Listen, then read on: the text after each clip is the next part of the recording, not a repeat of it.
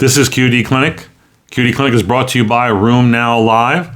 12 hours of CME on a Saturday and half day on Sunday in late March.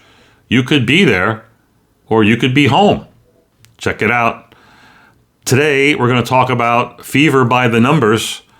This week, I saw a patient who's had fever that's been going on now for a better part of a year and a half, with a number of other systemic features. And of course, she sent to me with the thought, maybe she has Still's disease.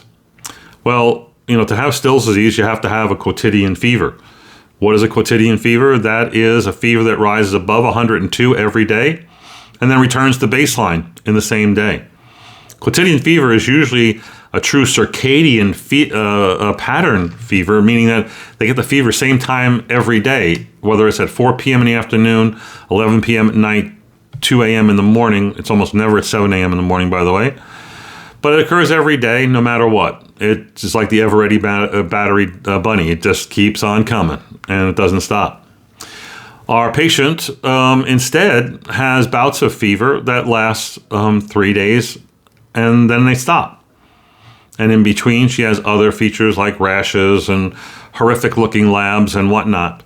And when trying to consider the etiology of fever, obviously in a case like this, you're probably going to do an infectious workup, measures to exclude malignancy, and then, to consider an autoinflammatory or autoimmune cause. And in this case, the patient gets sent to me, and I make this fairly easy. I mean, you can actually make a diagnosis of autoinflammatory disease without genetic testing based on the number of days of fever. So, classically, amongst the CAPS, the cryopyrin-associated periodic syndromes, there's familial cold autoinflammatory syndrome, NOMID and SINCA, and the Muckle-Wells syndrome. Well, FCAS has fever that lasts less than a day. The air conditioner comes on, they get a whiff of that, they get a fever, they get some systemic manifestations, they're relatively brief. It's a one-day deal. That's a childhood illness that's usually present since birth, etc. Now, if the fever is more than a day and up to 3 days, the two conditions you should consider is familial Mediterranean fever and Muckle-Wells syndrome. And both of those can be diagnosed through genetic testing. Both of those could be diagnosed by empiric trials. Maybe use colchicine or an IL-1 inhibitor with FMF. IL-1 inhibitors work very, very well in Muckle-Wells syndrome. If it's more than 3 days, 3 to 7 days, the conditions are usually seen in children, and that would include the FAPA syndrome. That's the lymphadenopathy, oral ulcer syndrome, which is called the Marshall syndrome, or the hyper-IgD syndrome, the mevalonate kinase deficiency syndrome. The hyper-IgD syndrome, or HIDS, can be diagnosed genetically. There is no genetic test for FAPA, but again, they get 3 to 7 days of fever.